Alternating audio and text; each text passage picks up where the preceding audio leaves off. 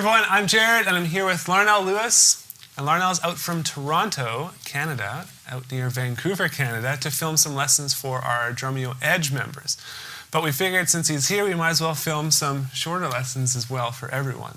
And so today's lesson is titled 7 Gospel Beats That You Must Know. And obviously this isn't every single gospel beat. No, it isn't. But these are just 7 really important ones. Yeah. And before we get into that, how long have you been playing drums Oh in my the church? goodness. I started drumming when I was 2 years old. In church? No, not in church. Okay. Started drumming in church at 4. Great. And you are? 29. 29, so 25 years. Yeah. Okay, so he's a pretty qualified guy to teach this lesson, I'm thinking. So this is going to be an awesome lesson. You're going to learn kind of all the, or not all, but a lot of the staple beats that you need to know if you want to play gospel music in church. Cool? Yeah, cool. So what are we going to start with, and what are we going to talk about? We're going to start with something that I call Southern Gospel. It's closely related to country music. Okay. That kind of sound, that kind of a pattern. And also, if you're looking for a sound or an artist or a group to check out that can give you that sound, Yeah. you could look to groups like Mighty Clouds of Joy. It's like an older group. Or you could check out the Gaithers. You know, that's another group that would definitely give you that kind of a country gospel sound or southern gospel sound. Cool. So, and so let's hear this. We have all these beats with Smart Beat technology. Something we love to do in Drumeo. And so you'll have the sheet music on screen and everything. Yeah. And so let's do this. It's going to be at 105 beats per minute. And this is the tempo that this groove kind of sits best at. yeah, you know, very comfortable, nice flow. And depending on the situation you're in, it might be faster or slower, but we'll call this the middle of the road. Okay, let's hear it.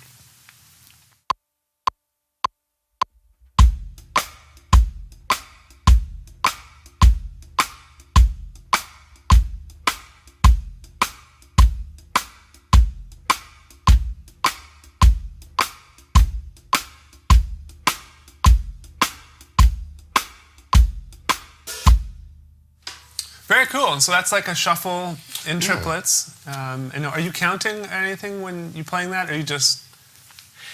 I'm more, if I'm counting, I'm definitely thinking 1 and 2 and 3 Okay. and 4 and Yeah. 1 and 2, da-da, da-da, da-da. But I'm just usually singing songs in my mind when I play. So. Cool.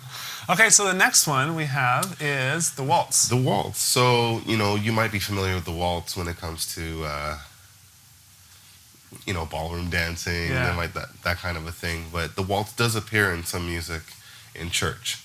So this will be the waltz in church.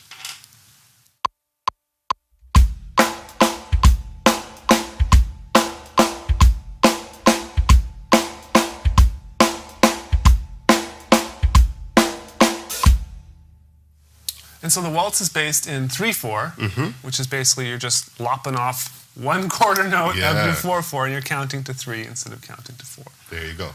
I think it's a really important feel to have. We were talking about this before because I grew up playing in church, and I bombed that so many times because I would be like 1, 2, 3. No, I start hitting the snare on the 1 to the next bar, and so it's very important to learn. Yeah, definitely. The next one we got is the funk shuffle. Yeah, the funk shuffle, 16th note funk shuffle. So this one is one of my favorites. Sits in a really nice groove. Starts off with an open hi-hat to get things going, and it's really cool because it keeps it open to begin with. Cool. Let's hear it.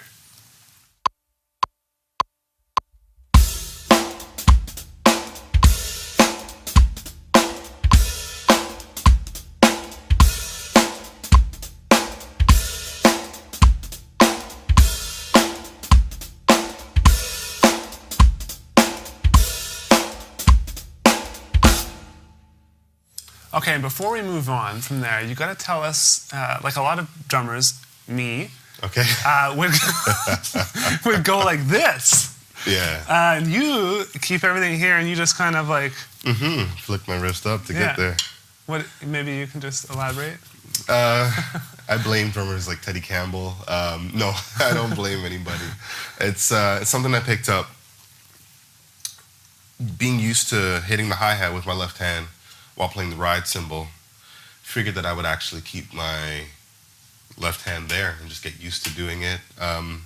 You can create a bunch of different textures and also get a lot of quicker notes in without having to remove, like, to take your hand away and bring it out here and then rely on trying to hit the snare with your right hand. So just something that I got used to doing. Yeah. Cool. Yeah. I also want to mention that that pattern is written as 16th notes. Now, you're playing it with shuffle or swing. You call this a funk shuffle. Yeah, like swung 16th. Okay, so you're counting it like 1 EN to 2 EN to 3 EN to 4. Correct. Okay, so that's very important to note when you're looking at it. We could have notated it as 16th note triplets, but it gets way more confusing then. Or we could have notated it as 2 bars of 8th note triplets, but let's not even go there. This is simpler. Just think and kind of get that into your head. Awesome. All right, so next we got the shout. And so you scream when you play this? No, I do not scream. Others might scream, but oh my goodness. This shout pattern, shout music, something you'll find in American gospel music. In some churches, it's very popular, and it goes a little something like this. Cool.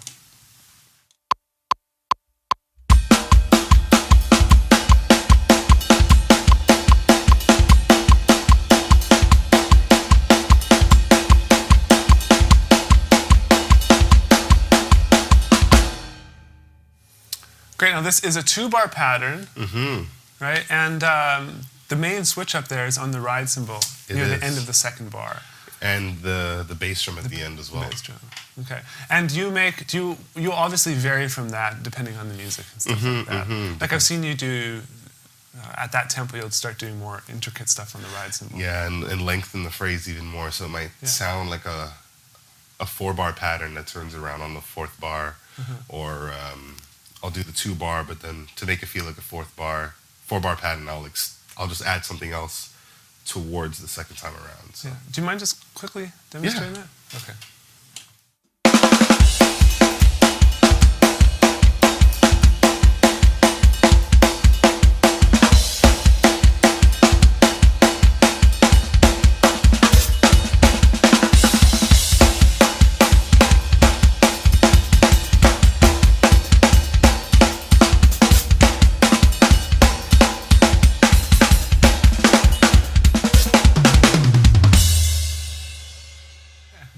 You could just play here all day. I love listening to that.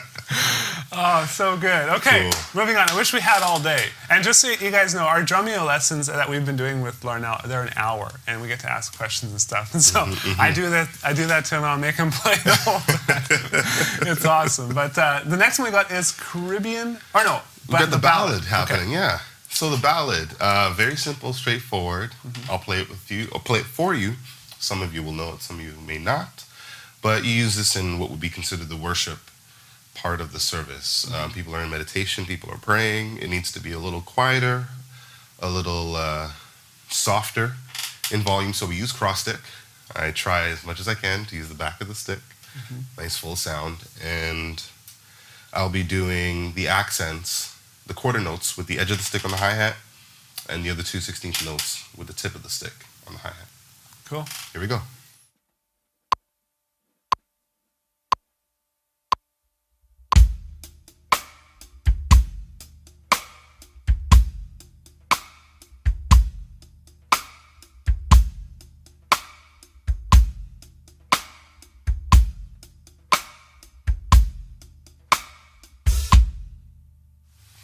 Great, and then the next feel you have is, I think, is a really cool one. This is Caribbean American. Yeah, it's a split. Just to give a little bit of a background, it's not quite a calypso beat. It's not quite, a dance hall rhythm.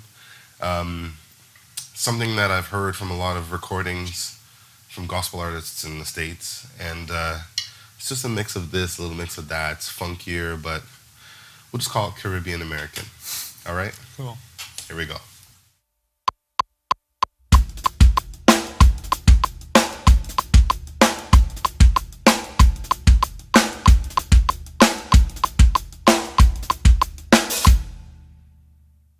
Great, and again, you are just, I know people are going to be like, where are those extra notes coming from? But it's just because he's kind of like turning his wrist up to get that stroke in there. And so that's very, very cool. And as far as artists, you mentioned some artists from the States. Where would we hear that style of music? Like what artists? One song in particular you can check out is by an artist named Martha Manuzzi, and it's called Jesus is the Best Thing. Mm-hmm. And the drummer on that record or on that song is Calvin Rogers. Okay. Yeah, amazing drummer. So he's definitely someone you can check out. Something with kind of a close feel is another song by Fred Hammond called This Is the Day. So it's still kind of not exactly the same pattern, but definitely sits within that feel. So you can give that a whirl as well with it when you're listening to that song. Awesome. Now, the last style he's going to talk about is like the one I'm most familiar with. I think it's partially because of my skin tone. It's like I grew up playing it more straight and just like that style of music, which is contemporary. Contemporary. And so maybe just quickly talk about this one, and then we can end the lesson. Yeah, demonstrate it. So this one, contemporary, you'll find in contemporary Christian music or CCM. And I guess one group you could listen to kind of listen to a bit of this kind of stuff is Hillsongs. Yeah. Yeah. Cool. So let's do this at 105 beats per minute.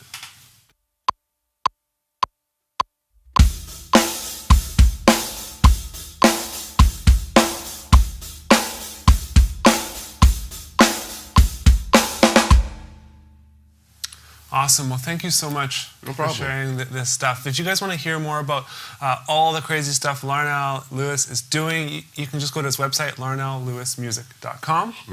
And if you want to get the sheet music for this lesson, there is a link right below. We've put together, we're actually going to put together an area for you in our members area or where they can download all this stuff. Cool. And so just click that link below and you can get all the resources for that. But definitely check out this guy's drumming. He's on tons of people's albums, and you guys are absolutely going to be blown away. So thank you so much. Any final words? Study, study, study, listen, listen, listen, and have fun. That's what this is about. This is why we do this. All right? Awesome. Thank you.